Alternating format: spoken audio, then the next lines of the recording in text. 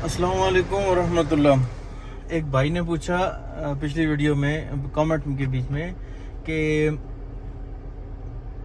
Training के ऊपर video बना दें। तो भाई मैं सही बताऊं तो कुछ जो सुनी हुई है कि दोस्त अहबाब से टिप्स वो तो दे सकता हूं, लेकिन हकीकत बताऊं तो ये गंजे से बाल मांगने वाली बात है, क्योंकि सारे दोस्त जानते हैं कि मैं तो शोज़ में इस तरह पार्टिसिपेट नहीं करता हूं। हाँ, वैसे रिंग के बाहर डॉग्स लेके जाना या वो चलो वो ठीक है होता है, उसके अलावा तो कुछ ऐसा ख़ास नहीं है। तो अलबत्ता इतना ज़रूर है कि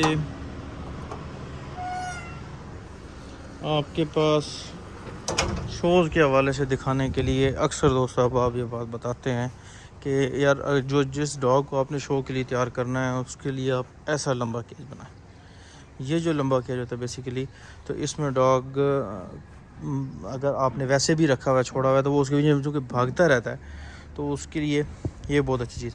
और मतलब इस तरह हो या इस तरह हो, जैसे भी हो, नीचे फटे हों या ना हो, लेकिन लंबा केज बनाए। तो लंबे केज से मेरे तकरीबन अभी ज़्यादा सारे केज जो हैं वो लंबे ही हैं। कोई ऐसा नहीं है कि शोज़ के लिए तैयारी कर रहा हूँ, लेकिन बहरहाल। और दूसरी ये कि शोज़ के लिए ट्रेनिंग के लिए तो फिर खैर बाकायदा तौर पर वो है सारा सीन शो वाला, लेकिन उसमें मैं कुछ ख़ास ऐसी टिप्स दे नहीं सकूँगा कि यार आपको कहूँ। हाँ, अलबत्ता ये केजेस का है, केजेस लंबे वलीद भाई ने बनाए हुए थे, और भी एक दो बंदों से बात हुई, तो ये लंबा केज शो वाले डॉग्स के लिए बड़ा हेल्पफुल होता है, क्योंकि वो चलते रहते हैं उसके बीच में प्रॉपर वॉक करते रहते हैं, और चूँकि लंबा केज होता है तो वो उनके लिए फ़ायदेमंद होता है। एक तो ये, और दूसरा ये कि अगर इस सब के अलावा ट्रेडमिल आप उनके लिए ले लें तो वो भी एक बहुत ज़बरदस्त किस्म की चीज़ है कि उससे एक तो उनका स्टेमिना बनता है, और उसके अलावा जो है ना, स्टेमिना के साथ साथ खुसूसन जो हम लोग अक्सर कहते हैं कि यार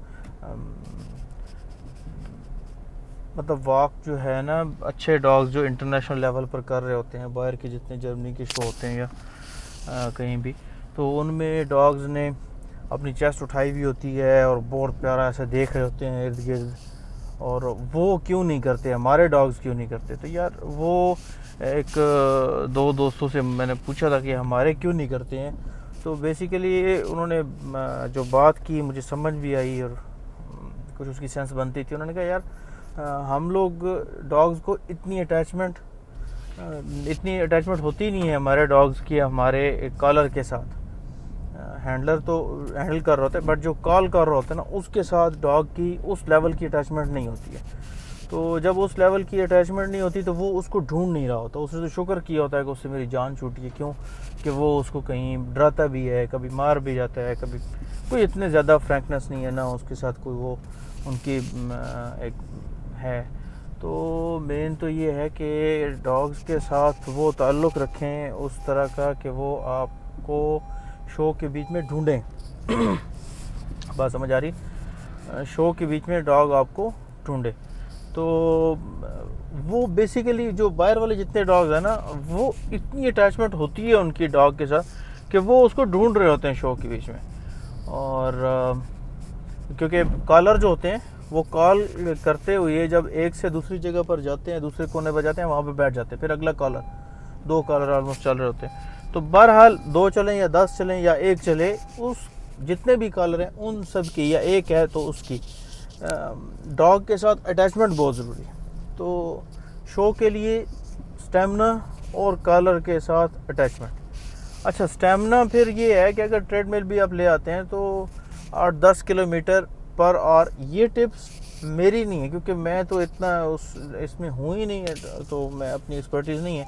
हाँ, अलबत्ता जो कि अच्छे लेवल पर शोज़ खेलते हैं और खिलाते हैं अपने डॉग्स को, उनकी ये बताई हुई बातें हैं जो कि मैं आपसे शेयर कर रहा हूँ। तो वो ये कि एक तो अटैचमेंट रखें, और अटैचमेंट बहुत हाई लेवल की, कि अगर डॉग जो है ना वो आपको कहीं पर बाइट भी कर रहा है ना नीचे से, आपने उसको ऊपर से यही कहना है कि शाबाश, वेरी गुड भाई, वेरी गुड। उसको किसी सूरत में भी आपने थप्पड़ नहीं मारना, डराना नहीं है, क्योंकि फिर वो कभी भी शो के बीच में जैसे ही आप उससे ओझल हुए हो तो वो आपको ढूंढने के लिए सर उठा के, चेस्ट निकाल के इर्द गिर्द भागे, ढूंढे, कॉल जैसे किसी तरफ से आवाज़ आए तो उसके पीछे पूरा अटेंटिव हो के तो फोकस हो, वो नहीं होगा। उसने तो शुक्र किया है कि ये मेरे जान उतरी है, जान छूटी है मेरी इस बंदे से।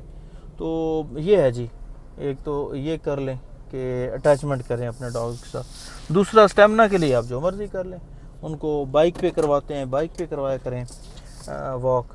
उनको आप मतलब आप बाइक पे चलें, साथ एक बंदा पीछे जो बैठा हुआ है वो उसकी लीश पकड़ ले और वॉक करवाएं 10-12 किलोमीटर डेली कम से कम। और उसके बाद फिर आप जो है ना ये करवाते रहें, केजेस जिनमें रखना है वो लंबे रखें, ये भी फ़ायदेमंद।